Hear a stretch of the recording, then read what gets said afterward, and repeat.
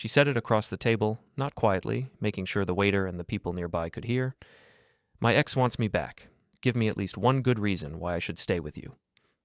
I looked at Bree Redden, my wife of 7 years, sitting there with her perfectly straightened blonde hair and her new designer dress that cost more than my monthly car payment. The restaurant buzzed around us, all trendy lighting and overpriced steaks, the kind of place she insisted we go to celebrate our anniversary. "And can you give me even one reason why I should stay with you?" I asked back. The question hung in the air like smoke. She opened her mouth, then closed it. Her green eyes darted around the room, probably checking if anyone was watching this little performance. The waiter approached our table, took one look at her face, and retreated. "Mason, that's not—" "No, seriously, Bree, you asked me first. Fair's fair." She had no answer. I could see her brain working, trying to come up with something, anything, that would sound convincing. But we both knew the truth. Whatever we had was gone, had been gone for months, maybe longer. I reached into my wallet, pulled out enough cash to cover my half of the bill plus tip, and placed it on the table. "Thanks for making this easy." "Mason, wait."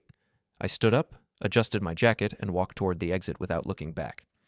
Behind me, I heard her chair scrape against the floor, heard her calling my name, but I kept walking. The hostess gave me a sympathetic look as I passed. Apparently, our little drama hadn't gone unnoticed. Outside, the Dallas heat hit me like a wall. September in Texas meant the temperature was still pushing 90 even at 8 in the evening. I got in my truck, a reliable Ford that Bree constantly complained about, and drove home to our suburban house in Plano.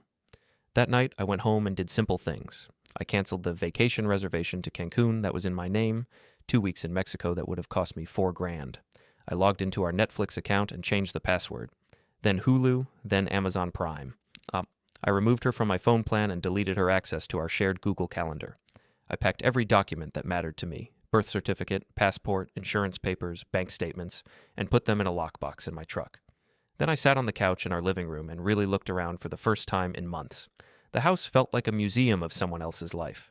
Throw pillows that cost $60 each. Candles that were never lit because they were decorative. Pictures of us from better times, back when she actually smiled when she looked at me instead of checking her phone. My name is Mason Redden, and I install security systems for a living. Not glamorous, but it pays well, and I'm good at it. I know cameras, alarms, networks, all the ways people try to protect what matters to them. What I didn't know was how to protect a marriage from someone who didn't want to be in it anymore. I'd started noticing things about 3 months ago. Little things at first. Bree going to the gym 5 times a week instead of her usual twice. New clothes appearing in her closet. Her phone always face down on the table. Late nights at work that didn't match up with her boss's schedule.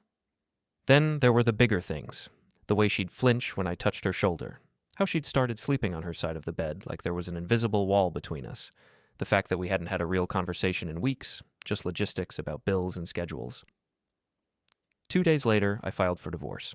I drove to downtown Dallas, found a lawyer who specialized in quick, clean separations, and filled out the paperwork. No drama. No demands for counseling, just signatures and dates. The lawyer, a sharp woman named Patricia Vance, looked over my financial situation and nodded approvingly. "Prenup?" she asked. "Signed and notarized." "Good. This should be straightforward." I emailed copies to Bree's parents in Austin and dropped another copy at her workplace, a law firm where she worked as a paralegal. I made sure to put her full name on the envelope and handed it directly to the receptionist during lunch hour when the office was busy. That same evening, I changed the locks.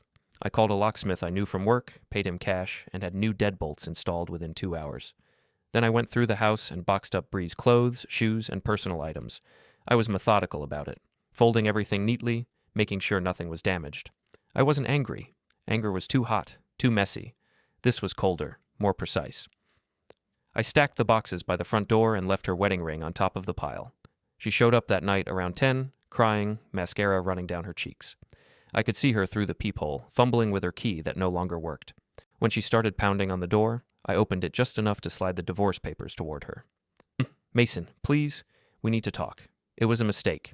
He disappeared once things got real. He just wanted the chase, you know? It didn't mean anything." So there it was. Confirmation of what I'd suspected for months. Her ex. Though apparently he'd been more than an ex for a while now. "You already asked the question, Bree. Turns out neither of us had a good answer." I closed the door before she finished her sentence. She stood out there for another 10 minutes, alternating between pleading and pounding. Eventually, she loaded her boxes into her car and drove away. I poured myself a whiskey and sat in my newly quiet house. My phone buzzed with a text from my best friend Walt. Heard through the grapevine that Bree's been crying at Starbucks all afternoon. Everything okay? Walt Morrison worked IT for a big company downtown, and somehow he always knew everything that happened in our social circle before anyone else. We'd been friends since college, and he was one of the few people who'd never pretended to like Bree. I texted back, "Divorce papers filed, she's out." My phone rang immediately. "Holy crap, Mason, what happened?" "She asked me to give her a reason to stay. Couldn't think of one." "And you just walked out?" "Paid my half of the bill first. I'm not a monster." Walt laughed, the kind of laugh that said he'd been waiting for this conversation for years. "You want company? I've got beer and absolutely no sympathy for cheating wives. Come on over, bring the beer." While I waited for Walt, I did one more thing. I logged into our joint Facebook account and changed the status from married to it's complicated. Then I thought better of it and changed it to single. Within minutes, my phone started buzzing with notifications, comments, private messages, people who wanted to know what happened. I turned off the notifications and left the phone on the kitchen counter. Walt showed up with a 12-pack of Shinerbach and a bag of barbecue chips. He took one look at the empty spaces where Bree's things used to be and nodded approvingly. "Place looks better already," he said, handing me a beer. "So, who was it? The trainer at her gym?" I stared at him. "How did you—" "Come on, man. She posts about that place constantly." "Great workout with KJ today." "KJ really pushed me to my limits." "Thanks, KJ, for the motivation." Either she was having an affair or she joined a cult. KJ Kyle Jenson. I'd met him once when I picked Bree up from the gym.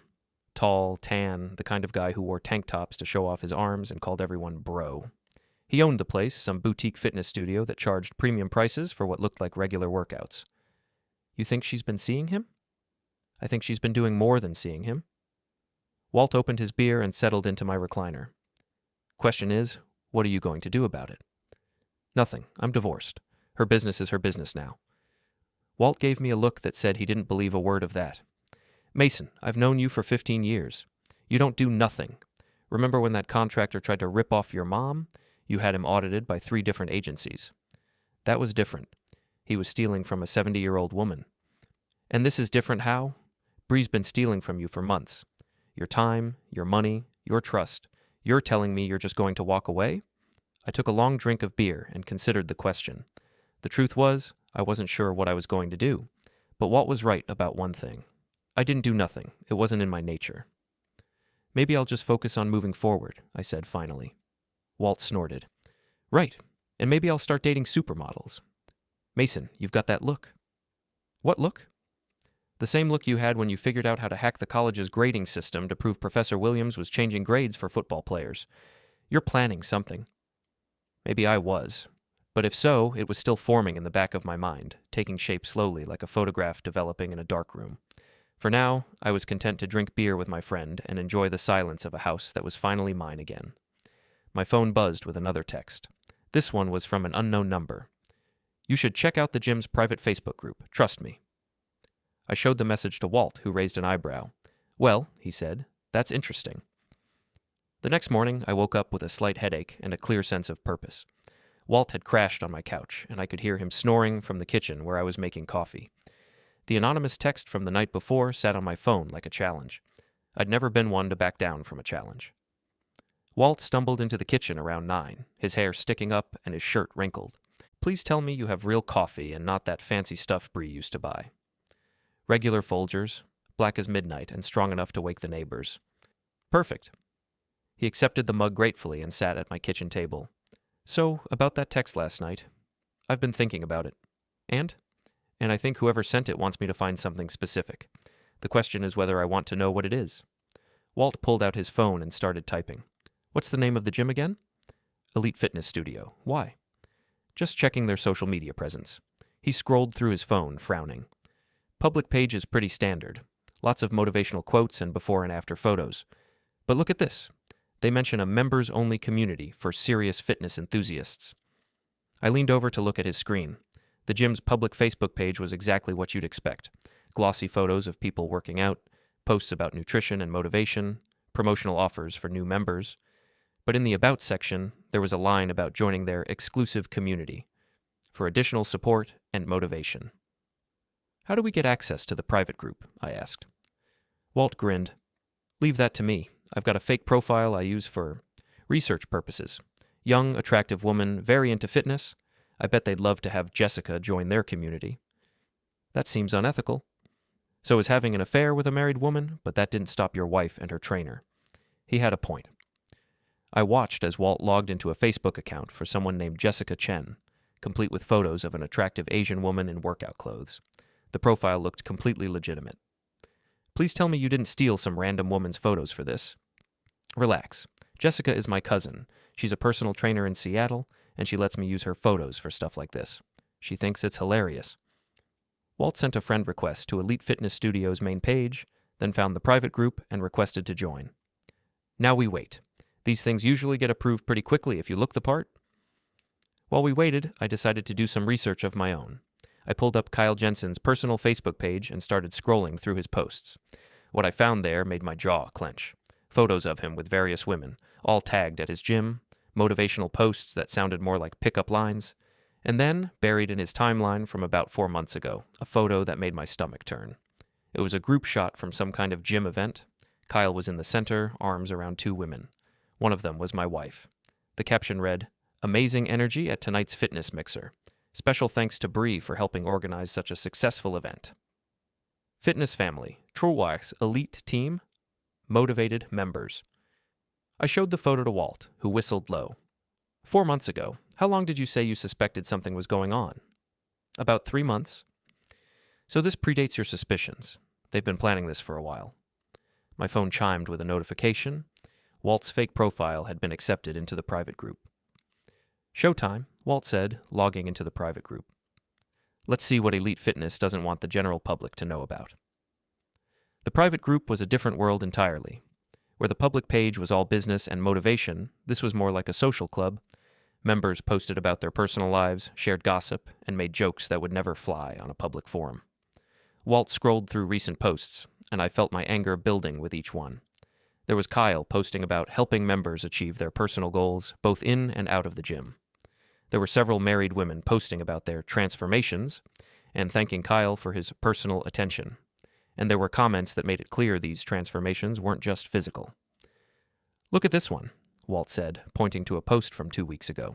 It was from a woman named Jennifer, posting a before and after photo with the caption, "6 months ago, I was stuck in a loveless marriage with a man who didn't appreciate me. Thanks to Kyle and the Elite family, I found the confidence to go after what I really wanted. Sometimes you have to leave behind what's comfortable to find what makes you truly happy."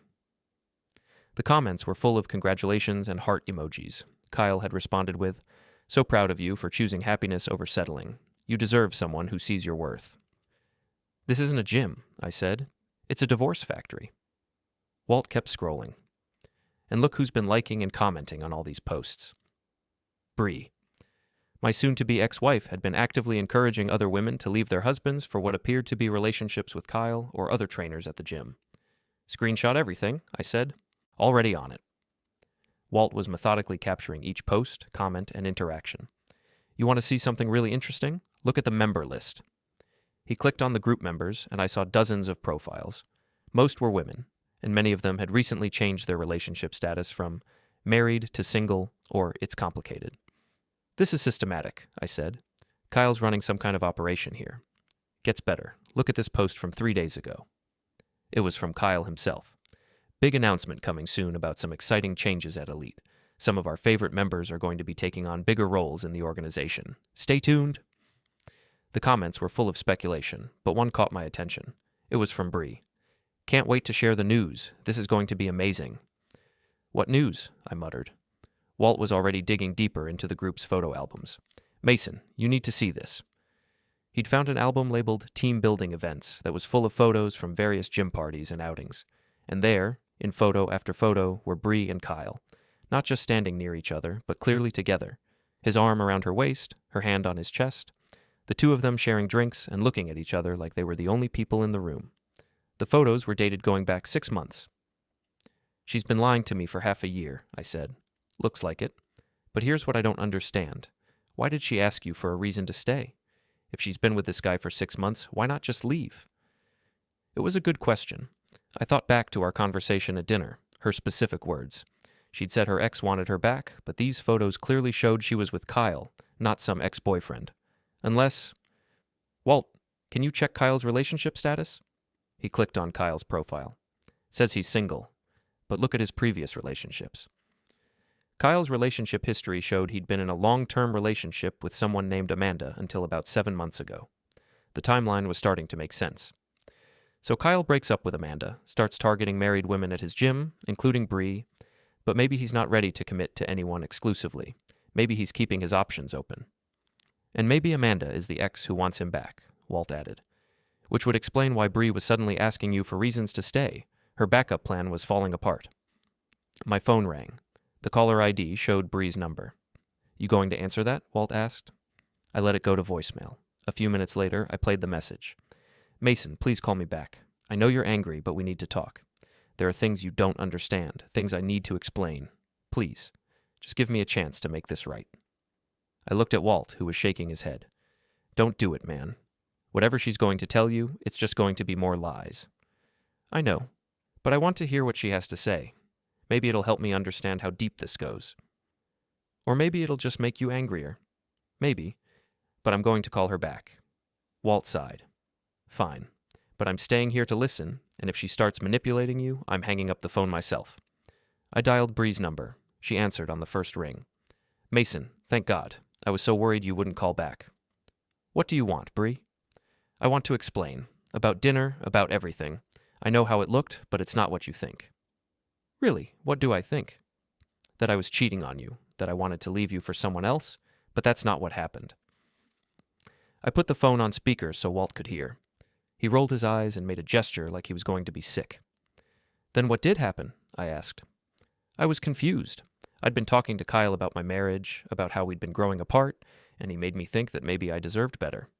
But when I actually thought about leaving you, about starting over with him, I realized I didn't want that. I wanted to fix things with you. So you asked me for reasons to stay. I thought if you fought for me, if you showed me that you still cared, we could work through this. And when I didn't fight, I realized I'd made a terrible mistake. Kyle isn't who I thought he was. When I told him I wanted to work things out with you, he basically told me I was just another client to him. That's when I knew I'd thrown away my marriage for nothing. I looked at Walt, who was making throat-slitting gestures and mouthing lies. Bree, I've seen the photos. Silence on the other end of the line. What photos? From Kyle's gym events. The two of you together? Going back months. More silence. Then, Mason, those don't mean anything. We were just friends. He was helping me through a difficult time in our marriage. By putting his hands on you. It wasn't like that. You're misinterpreting. I'm looking at a photo right now where you have your hand on his chest and he's kissing your forehead. When was this taken, Bree? I don't remember. There were a lot of events. This one's dated 3 months ago, right around the time you started coming home late from work. Mason, please, can we just meet somewhere and talk? I can explain everything. No, Bree, you had your chance to explain. At dinner, when you asked me for reasons to stay, remember? But I hung up. Walt was grinning. That felt good, didn't it? Actually, yeah, it did.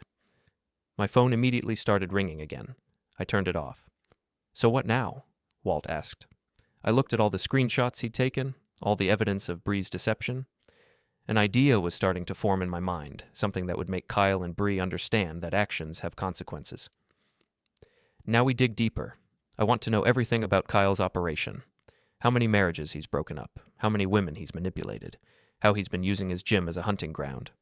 And then? Then we make sure everyone knows exactly who they're dealing with. Walt grinned and cracked his knuckles. Now you're talking. Where do we start? I pulled up Elite Fitness Studio's business registration on my laptop. We start by finding out who really owns this place and who's been funding Kyle's little operation. Something tells me there's more to this story than just a trainer with boundary issues. As I started digging into public records, my phone buzzed with another text from the same unknown number as the night before. Check the gym's security camera archives. Kyle's not as careful as he thinks he is. I showed the text to Walt. Someone really wants you to know the truth about this place, he said. The question is who? And why are they helping me? Does it matter? If they're giving us good information, I say we use it. I thought about that. Whoever was sending these tips clearly had inside knowledge of the gym and access to information that wasn't public. They also seemed to want Kyle exposed for whatever he was doing. You're right. Let's see what else we can find. I had a feeling we were just scratching the surface of something much bigger than a simple affair, and I was determined to uncover all of it. The security camera archives were easier to access than they should have been. Walt had called in a favor from a friend who worked in cybersecurity, and within 2 hours, we had remote access to Elite Fitness Studio's entire surveillance system. This is probably illegal, Walt said as he pulled up the camera feeds on his laptop. So is adultery in Texas, I replied. Besides, we're not stealing anything, we're just looking. The gym had cameras in all the common areas, the main workout floor, the lobby, the hallways, and the parking lot. What Kyle apparently didn't know was that the cameras had been recording continuously for the past 8 months, and the footage was automatically backed up to a cloud server. Walt started with the most recent footage and worked backward. What am I looking for exactly? Anything that shows Kyle and Bree together when they shouldn't be, after hours in private areas, anything that proves this wasn't just a trainer-client relationship. It didn't take long to find what we were looking for. Bingo, Walt said, pointing at the screen. Look at this. The footage was from 3 weeks ago, late on a Tuesday evening. The gym was officially closed, but Kyle and Bree were there alone. The camera showed them in Kyle's office, which had glass walls but was positioned so that most members wouldn't be able to see inside during normal hours. They weren't working out. Well, that's pretty clear evidence, Walt said, pausing the video. You want me to keep looking? Keep going. I want to see how long this has been happening. Walt fast-forwarded through hours of footage, stopping whenever he spotted Bree's car in the parking lot after hours. We found dozens of instances over the past 4 months where she'd stayed late at the gym, supposedly for personal training sessions. But the most damaging footage was from 2 months ago. Kyle and Bree were in his office again, but this time they were looking at documents spread across his desk. I couldn't make out what the papers were, but their body language suggested they were planning something together. Can you enhance this? I asked. Not really. The resolution isn't good enough to read documents. But look at this part. Walt rewound the footage and played it again. At one point, Bree pulled out her phone and took photos of whatever was on Kyle's desk. Then she gathered up some of the papers and put them in her purse. She took something, I said. Documents of some kind. Question is, what documents, and why? I thought about the timing. 2 months ago was right around when Bree had started asking more questions about my work, about the security systems I installed, about my clients. At the time, I'd thought she was just taking an interest in my career. Now I was starting to wonder if she'd been gathering information for a different purpose. Walt, I need you to check something for me. Can you access my company's client database? Probably. Why? I want to see if any of our clients have had security breaches in the past 2 months, specifically wealthy clients with home security systems that I personally installed. Walt's fingers flew across the keyboard. Mason, what are you thinking? I'm thinking maybe Bree and Kyle weren't just having an affair, maybe they were planning something bigger. It took Walt about 20 minutes to hack into my company's system and pull up the client database. What we found there made my stomach drop. 3 break-ins in the past 6 weeks, Walt said, reading from the screen. All clients where you did the installation. All high-end homes with expensive electronics and jewelry, and in each case, the security system was disabled from the inside using administrative access codes. Someone with knowledge of the systems bypassed them. Someone with access to your installation reports and client information. I felt a cold realization washing over me. Bree had access to my laptop. She knew my passwords. She could have copied client files, security codes, installation schedules. And Kyle could have used that information to target specific houses when the owners were away. We stared at each other as the implications sank in. This wasn't just about an affair. Bree and Kyle had been using my work to plan burglaries. They'd been stealing from my clients, people who trusted me to protect their homes. We need to call the police, Walt said. Not yet. We need more evidence, and we need to make sure they don't destroy what they've already stolen. My phone rang. The caller ID showed my boss's number. Mason, we need to talk, said Jim Crawford, the owner of Crawford Security Systems. Can you come in today? What's this about? I'd rather discuss it in person, but it's about some irregularities we've discovered in client accounts where you did the installations. My heart sank. I'll be there in an hour. I hung up and looked at Walt. They know. My company knows about the break-ins. What are you going to do? I'm going to tell them the truth, that my wife has been stealing client information and passing it to her boyfriend, and then I'm going to make sure Kyle and Bree pay for what they've done. Walt closed his laptop and stood up. I'm coming with you. You don't have to. Yes, I do. You're going to need a witness, and you're going to need someone to help you prove that you weren't involved in this. We drove to Crawford Security in Walt's car, since mine was still parked at the office from yesterday. On the way, I called the anonymous number that had been sending me tips. It went straight to voicemail, but I left a message. I know you've been helping me uncover what's really going on. If you have more information about Kyle and Bree's operation, I need it now. My job and my reputation are on the line.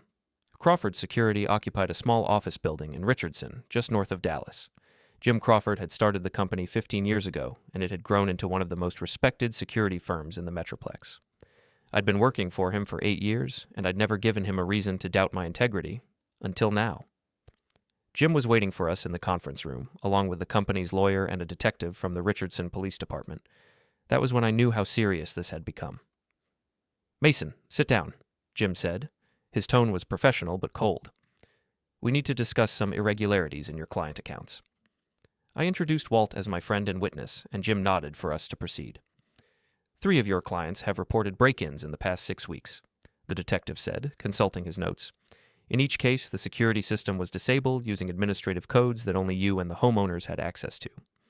"I didn't disable those systems," I said, "and I certainly didn't break into anyone's home." "Then how do you explain the fact that the systems were bypassed using your specific installation protocols?" the lawyer asked. I took a deep breath. "Because my wife had access to my laptop and my client files. She's been having an affair with a gym owner named Kyle Jenson, and I believe the two of them have been using my client information to plan these burglaries." The detective raised an eyebrow. "That's a serious accusation. Do you have any evidence?" Walt opened his laptop and pulled up the screenshots we'd taken from the gym's private Facebook group, along with the security camera footage. "We have evidence of the affair, evidence that they were planning something together, and evidence that Mason's wife photographed documents in Kyle's office." Jim leaned forward to look at the screen. "When did you discover this?" "Yesterday. I filed for divorce 2 days ago when I confronted my wife about the affair. We've been investigating since then."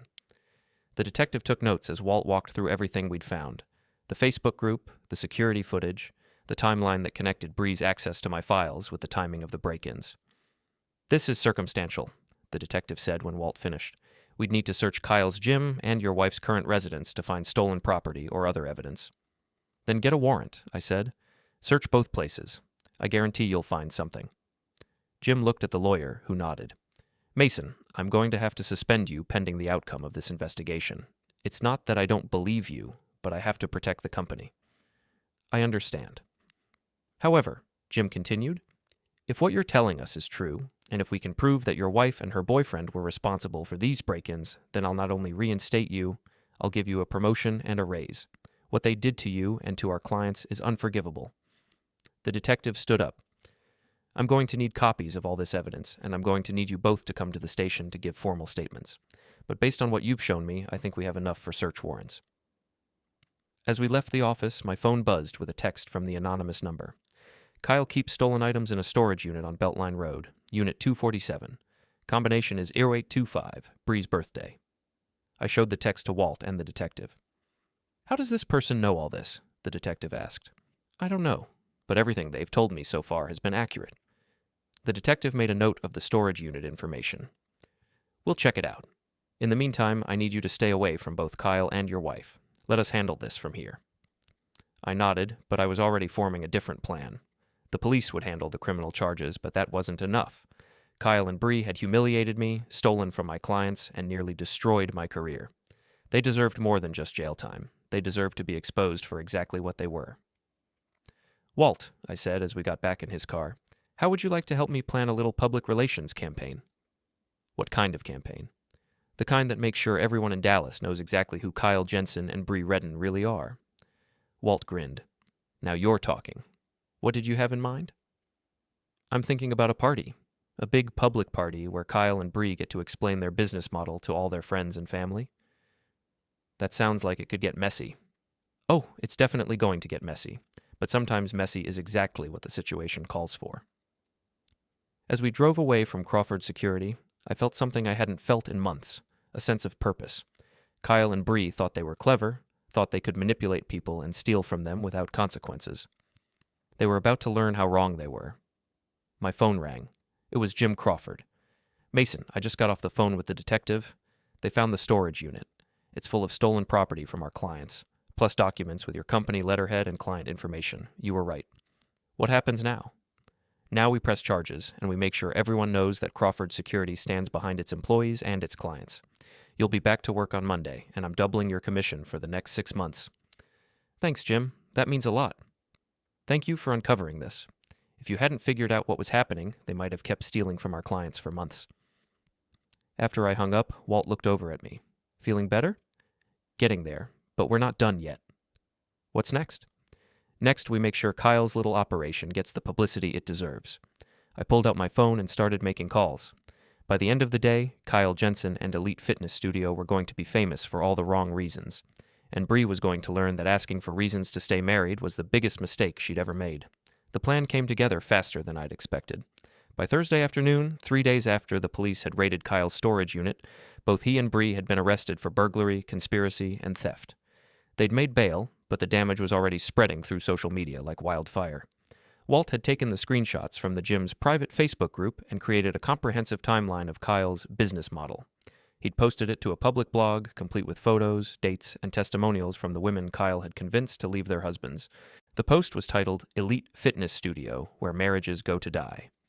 Within 24 hours, the blog post had been shared over 1,000 times. Local news stations had picked up the story, and Kyle's gym was facing a flood of membership cancellations and negative reviews. But that wasn't enough for me. I wanted something more personal, more immediate. I wanted to look Kyle in the eye when his world collapsed completely. That's when I remembered the party. 3 weeks ago, back when I'd still been obliviously married, Bree had mentioned that Kyle was planning a big celebration at the gym, some kind of anniversary party for Elite Fitness with all the members and their families invited. She'd been excited about it, said it was going to be a major milestone for the gym. I wondered if Kyle was still planning to hold the party, even with everything that had happened. I called Elite Fitness and asked to speak with Kyle. The receptionist put me on hold for several minutes before Kyle came on the line. Mason, what do you want? I wanted to apologize, I said, making my voice sound defeated. I know you and Bree are going through a lot because of me, and I feel terrible about it. You should feel terrible. You ruined both our lives. I know, that's why I'm calling. I want to make it right somehow. There was a pause. What do you mean? I heard about your anniversary party this weekend. I was thinking maybe I could come, publicly apologize to both you and Bree, show everyone that I'm not the vindictive ex-husband people think I am. You want to come to my party to apologize? In front of everyone. I think people need to hear that this whole situation got blown out of proportion, that you and Bree aren't the villains here. Another pause.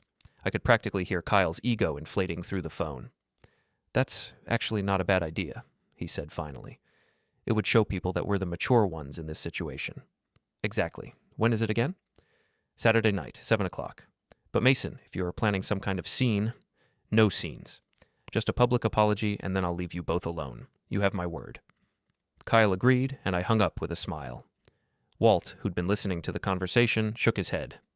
He actually fell for that. Kyle's not as smart as he thinks he is. His ego is his weakness. So what's the real plan? The real plan is to give Kyle and Bree exactly the kind of party they deserve. Saturday evening, I dressed carefully in a dark suit and tie. I wanted to look respectable, professional, like someone who was genuinely contrite about the situation. Walt met me at my house carrying a small duffel bag. You sure about this? He asked as we drove toward the gym. Absolutely. Kyle and Bree want to play victims. Let's see how they handle being exposed in front of all their friends. Elite Fitness Studio had been decorated for the party with balloons and banners celebrating 5 years of elite excellence. The parking lot was full of cars, and through the windows I could see dozens of people inside drinking wine and socializing. Looks like a good turnout, Walt observed. Perfect. The more witnesses, the better. We walked into the gym together. The main workout area had been cleared and set up with tables and a small stage where Kyle was giving a speech about the gym's success and his vision for the future. Bree stood next to him, smiling and playing the role of supportive girlfriend. Several people turned to stare when they saw me walk in. Word had gotten around about the arrests and the divorce, and I'm sure many of them were wondering what I was doing there. Kyle spotted me and paused in his speech. Ladies and gentlemen, we have a special guest tonight. Mason Redden, Bree's ex-husband, has asked to say a few words. I think this shows real maturity on everyone's part. He gestured for me to come up to the stage. I walked through the crowd, noting the faces of people I recognized from the Facebook group. Many of them looked uncomfortable, like they weren't sure what was about to happen. I took the microphone from Kyle and looked out at the crowd. "Thank you all for letting me crash your party," I said. "I know this is awkward, but I felt like I owed Kyle and Bree a public apology." Murmurs rippled through the crowd. Bree looked nervous, but Kyle was smiling confidently. "You see," I continued, "when I found out about Kyle and Bree's relationship, I was hurt and angry. I said some things, made some accusations that I probably shouldn't have made." "That's right," Kyle said, stepping closer to the microphone. "Mason, I appreciate you." I held up a hand to stop him. "Let me finish. I accused Kyle of running some kind of elaborate scheme to break up marriages. I suggested that he was targeting vulnerable women and manipulating them into leaving their husbands." The crowd was completely silent now. "And I was wrong about that," I said, pausing for effect, "because what Kyle is actually doing is much worse." The silence stretched for several seconds before people started murmuring again. Kyle's smile faded. "You see, Kyle wasn't just breaking up marriages for fun. He was breaking them up for profit." I pulled out my phone and connected it to the gym sound system via Bluetooth. "Walt, could you start the slideshow?" On the large TV screen that Kyle had been using for his presentation, images began appearing, screenshots from the private Facebook group, photos from the security cameras, bank records that the police had recovered from Kyle's office. "Kyle and my ex-wife weren't just having an affair," I announced to the increasingly restless crowd. "They were using information from my security company to rob our clients. Bree would steal client files from my laptop, Kyle would case the houses during fitness consultations, and then they'd break in when the owners were out of town." The crowd erupted. People started shouting questions, pulling out their phones to record, moving toward the exits. Kyle lunged for the microphone, but I stepped back. "The police recovered over $200,000 worth of stolen property from Kyle's storage unit," I continued, "property stolen from people who trusted me to protect their homes." "This is lies," Kyle shouted over the noise. "He's making this up because he's jealous. Walt, show them the storage unit photos." The screen filled with images of jewelry, electronics, and artwork that the police had found. Each item was tagged with evidence markers. "Kyle, would you like to explain to everyone how you acquired a Rolex collection worth $50,000 on a gym owner's salary?" Kyle's face had gone red. He looked around the room at his members, many of whom were backing toward the door. "Bree," I said, turning to my ex-wife, who looked like she was about to faint, "would you like to tell everyone about the documents you photographed in Kyle's office? The ones with my client's security codes and schedules?" Bree shook her head frantically. "Mason, please stop. This isn't what it looks like." "Really? Because it looks like you and Kyle were running a criminal enterprise out of this gym. It looks like you were using fitness consultations as cover for burglary planning. It looks like you convinced women to leave their husbands so Kyle could gain access to their homes and financial information." The crowd was thinning rapidly as people headed for the exits. Several women from the Facebook group were crying. A few men who looked like they might be the abandoned husbands were taking photos of Kyle with their phones. "And Kyle," I said, turning back to him, "I have to ask, how many of the women you convinced to leave their marriages ended up getting robbed afterward? Was that part of the service? Destroy their family and then steal their belongings?" Kyle made another grab for the microphone. This time he connected, and we struggled briefly before Walt stepped in and pulled Kyle away. "Get out," Kyle screamed. "This is my property. You're trespassing." "Actually," I said, checking my phone, "according to the legal documents filed yesterday, the bank is foreclosing on this property due to unpaid loans. So technically, this isn't your property anymore." That was news to Kyle, based on his expression. "Walt, show them the foreclosure notice." The final image that appeared on the screen was a legal document from Kyle's bank, declaring Elite Fitness Studio in default on its commercial loan and beginning foreclosure proceedings. It turns out, I announced to the few people still in the room, that Kyle's been using gym membership fees to fund his lifestyle instead of paying his bills. So not only is he a thief and a marriage wrecker, he's also been stealing from all of you. The remaining crowd turned to look at Kyle, who had gone pale. "Kyle," I said, handing him the microphone, "would you like to explain to your members how you spent their money? Or should I let them read about it in the police report?" Kyle took the microphone with shaking hands. "This is all lies. Mason is trying to destroy me because he couldn't keep his wife happy." "Actually," I said, "I'm destroying you because you're a thief and a con artist. The fact that you stole my wife is just a bonus." I walked off the stage and headed for the exit. Walt followed, and behind us, we could hear Kyle trying to explain himself to an increasingly hostile crowd of former members. Outside in the parking lot, Walt was grinning. "That was beautiful, man. Absolutely beautiful." It felt pretty good, I admitted. My phone buzzed with a text from the anonymous number. Well done. Kyle got exactly what he deserved. I showed the text to Walt. I still want to know who's been helping us. Does it matter? Whoever it is, they clearly wanted Kyle exposed as much as you did. As we got in Walt's car, I could see people streaming out of the gym. Many of them were on their phones, probably calling lawyers, accountants, or the police. Kyle's party had turned into a public relations disaster of epic proportions. So what now? Walt asked as we drove away. Now we go home and wait for the news coverage. I have a feeling this story is going to be all over Dallas by tomorrow morning. And Bree? I thought about my ex-wife, standing on that stage looking terrified and humiliated. A few days ago I might have felt sorry for her, but not anymore. Bree made her choice when she decided to steal from my clients. Whatever happens to her now, she earned it. My phone rang. It was Jim Crawford. Mason, I just heard about what happened at the gym. Are you okay? I'm fine, Jim. Better than fine, actually. Good, because I just got off the phone with 3 of our clients whose property was recovered from Kyle's storage unit. They want to personally thank you for catching the people who robbed them. Just doing my job. No, you went way beyond your job. You risked your reputation and your career to make this right. That's the kind of integrity that makes Crawford Security what it is. After I hung up, Walt looked over at me. Feeling satisfied? Getting there, but I think Kyle and Bree have one more surprise coming. What kind of surprise? I smiled and pulled up a news website on my phone. The story was already posted. Local gym owner arrested in burglary scheme, members demand refunds. The kind of surprise that comes with criminal charges, civil lawsuits, and public humiliation.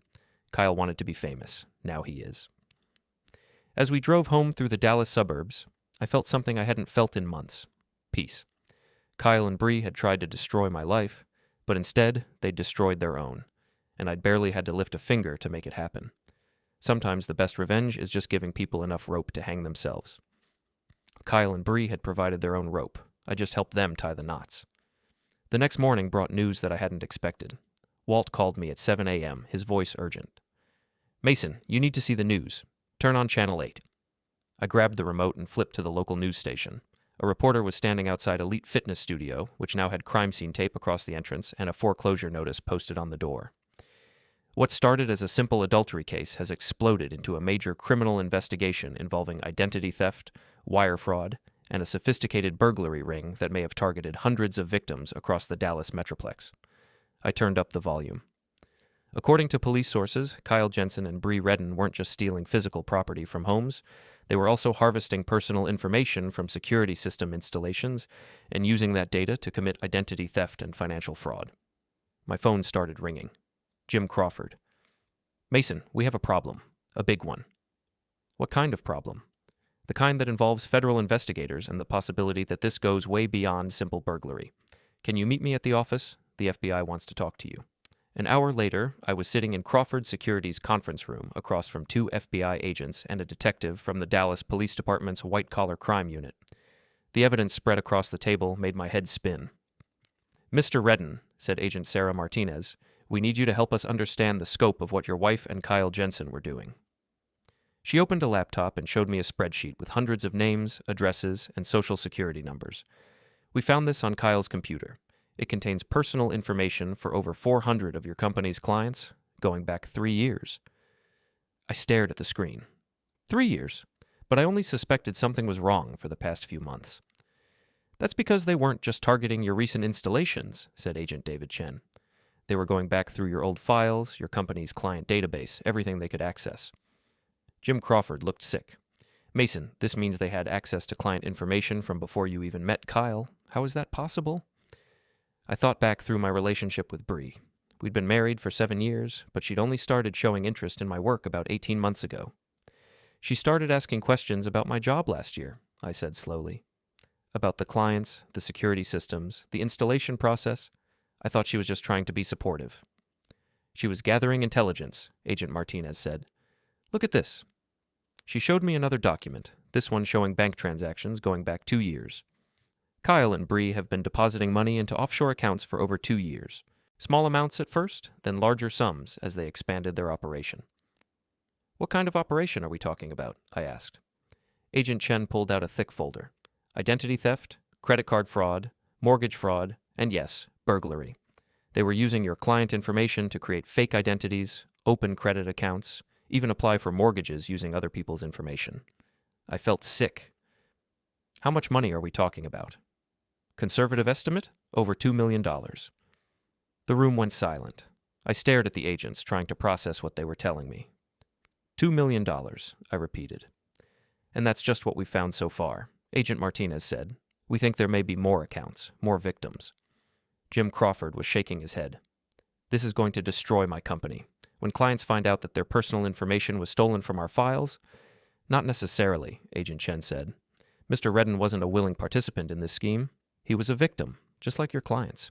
And his actions in uncovering the conspiracy actually helped us build our case.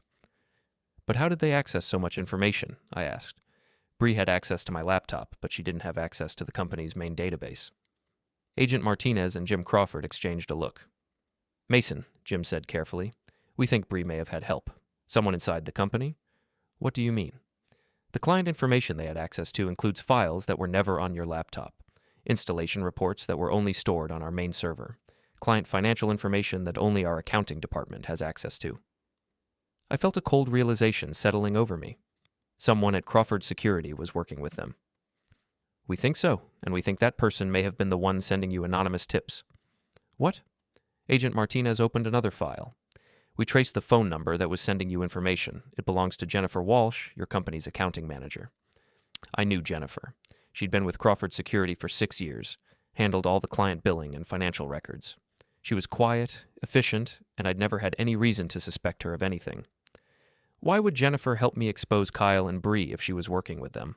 Because, Agent Chen said, we think she was trying to cut Kyle and Bree out of the operation.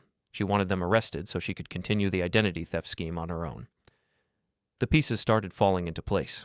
Jennifer had access to all the client information Kyle and Bree had been using. She knew about the burglaries, the fraud, everything.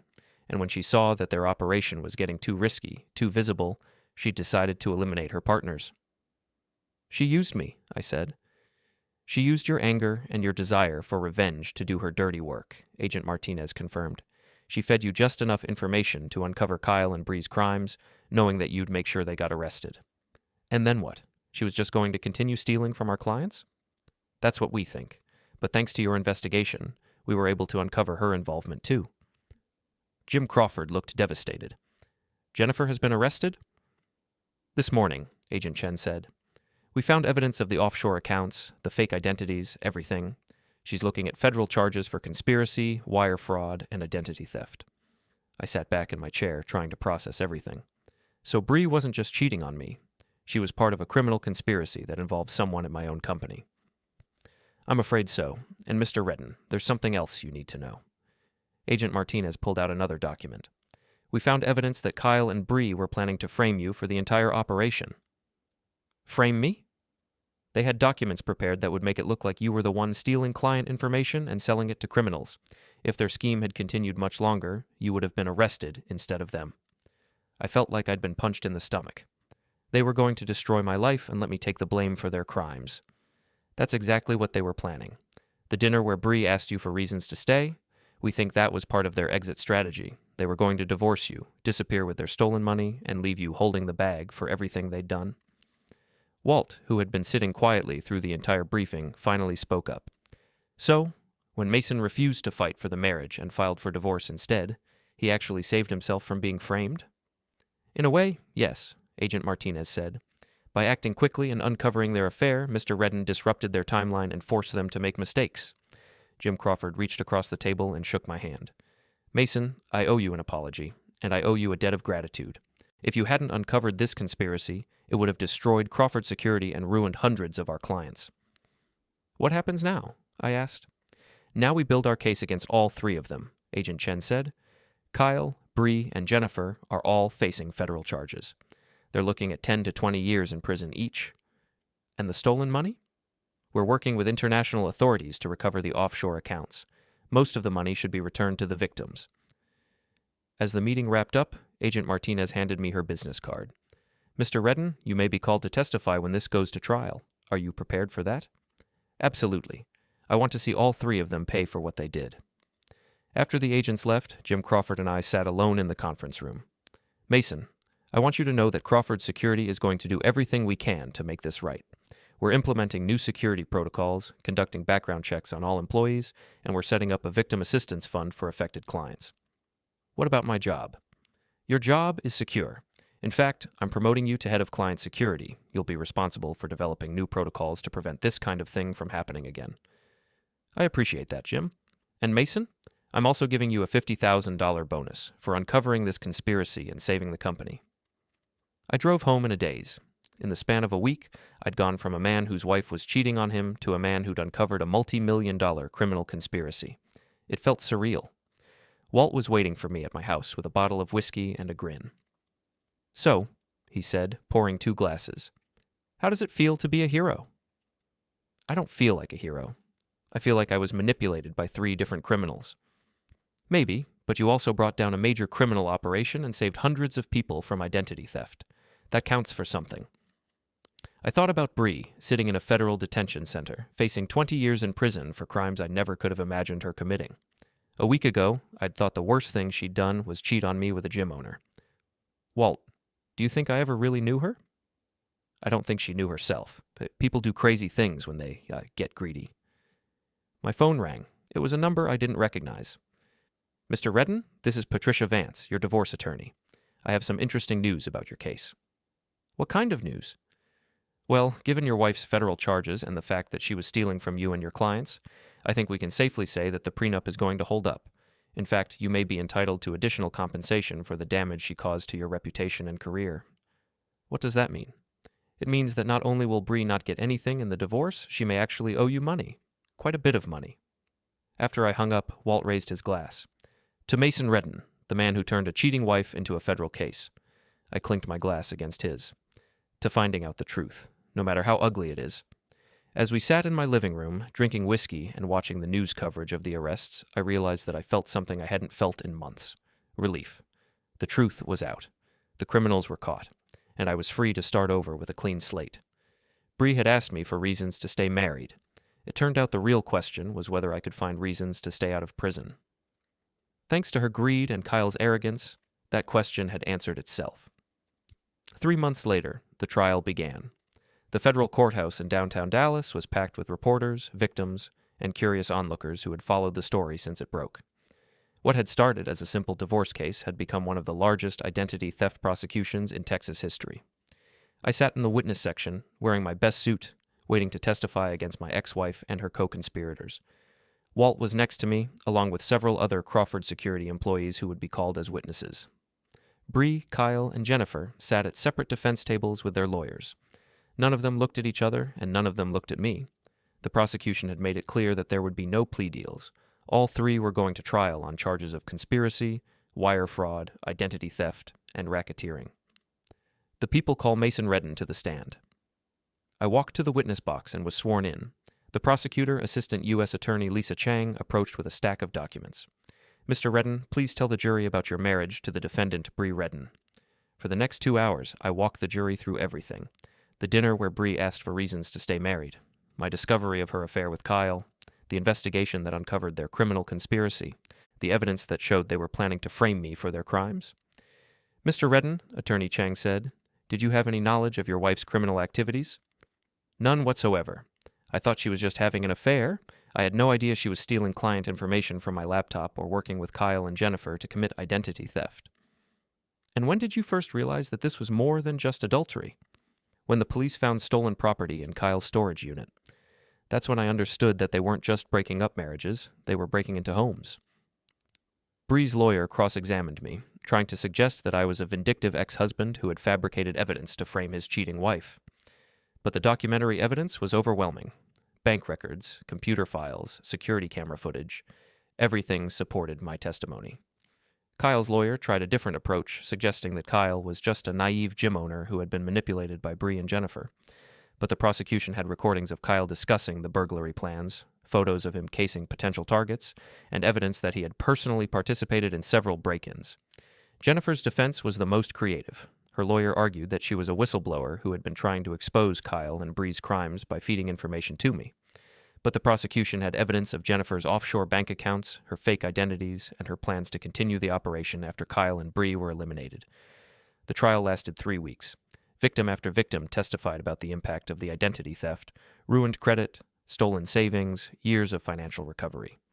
The FBI presented evidence of the scope of the conspiracy: over 400 victims, more than $2 million in stolen money, and a sophisticated network of fake identities and shell companies.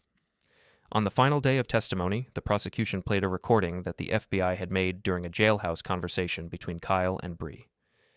"This is all Mason's fault," Bree's voice said through the courtroom speakers. "If he'd just fought for our marriage like he was supposed to, none of this would have happened." "We should have framed him sooner," Kyle replied. "We had enough evidence planted to make it stick." Jennifer was supposed to handle that part. She was supposed to make sure the trail led back to Mason, not to us. The jury deliberated for 6 hours. When they returned, the verdict was unanimous on all counts. Guilty. Judge Patricia Williams sentenced Kyle to 25 years in federal prison. Bree received 20 years. Jennifer got 15 years, partly because she had cooperated with the investigation after her arrest. As the defendants were led away in handcuffs, Bree finally looked at me. Her expression was a mixture of hatred and disbelief, like she couldn't understand how her plan had failed so completely. I felt nothing. No satisfaction, no anger, no sadness. Just relief that it was finally over. Outside the courthouse, reporters surrounded me asking for comments. I kept my statement brief. Justice was served today. My only hope is that the victims can begin to rebuild their lives. Walt drove me home through the Dallas traffic. The radio was full of news coverage about the sentencing, analysis of the case, and speculation about how such a conspiracy could have gone undetected for so long. "So how does it feel?" Walt asked as we pulled into my driveway. "Like the end of a very long nightmare. Any regrets?" I thought about that. Did I regret marrying Bree? Did I regret trusting her? Did I regret the 7 years I'd spent with someone who turned out to be a criminal? "No regrets," I said finally. If I hadn't married Bree, I never would have uncovered their operation. Hundreds of people would still be victims. That's a very philosophical way to look at it. It's the only way to look at it. Bree asked me for reasons to stay married. Turns out the reason to leave was that she was a federal criminal. We sat in my driveway for a few minutes, watching the sunset over the suburban neighborhood where this whole story had started. The house next door had a "for sale" sign in the yard. The owners had been victims of Kyle and Bree's identity theft, and had to relocate for financial reasons. "What's next for you?" Walt asked. "I'm thinking about starting my own security company. Crawford Security is doing well, but I want to focus specifically on helping identity theft victims protect themselves." "That sounds like a good plan. Plus, I'm thinking about writing a book about this whole experience. How I caught my wife's criminal conspiracy, or something like that." Walt laughed. "That would definitely be a bestseller." My phone buzzed with a text message. It was from Jim Crawford. "Mason, just wanted you to know that we've recovered over $1.8 million from the offshore accounts. The Victim Restitution Fund is going to help a lot of people rebuild their lives." I showed the message to Walt. "See?" he said. "You really are a hero." I'm just a guy who got angry when his wife asked for reasons to stay married. And look what that anger accomplished. Kyle's in prison, Bree's in prison, Jennifer's in prison, and hundreds of victims are getting their money back. When you put it like that, it does sound pretty good. As Walt drove away, I walked into my house, not our house, and looked around. I'd redecorated since Bree left, gotten rid of the expensive throw pillows and decorative candles, replaced them with furniture I actually liked. The place felt like home again. I poured myself a whiskey and sat on my couch, thinking about the question that had started this whole journey. Give me one good reason why I should stay with you. The truth was, I couldn't think of a single reason why Bree should have stayed with me, but I could think of plenty of reasons why I was better off without her. She was a thief, a liar, a manipulator who had been willing to destroy innocent people for money. She had planned to frame me for her crimes and disappear with millions of dollars in stolen money, and she had asked me to fight for that. My phone rang. It was a number I didn't recognize. "Mr. Redden, this is Amanda Collins. I was Kyle Jenson's girlfriend before he started targeting married women at his gym." "Oh, hi, Amanda. I wanted to thank you for exposing what Kyle was really doing. I always suspected he was up to something, but I never imagined it was this bad." "How did you know to contact me?" "I was the one who sent you the anonymous tips." I sat up straight. "You? But I thought Jennifer Walsh was sending those messages." "Jennifer was using my phone number to send you information. She wanted to make sure the messages couldn't be traced back to her, but she told me what was happening, and I wanted to help bring Kyle down." "Why didn't you go to the police yourself?" Because I didn't have enough evidence, and I was afraid Kyle would come after me if he found out I was investigating him. But when I heard about your situation, I realized that you had access to information I didn't have. So you used me to expose Kyle. I used your anger to expose Kyle, and I'm glad I did. He destroyed a lot of lives, including mine. What do you mean? Kyle convinced me to invest my life savings in his gym, $50,000 that I'll never see again. He also convinced me to co-sign loans for his equipment. I'm going to be paying off his debts for years. I thought about that. Amanda had been another victim of Kyle's manipulation, just like the married women he'd targeted.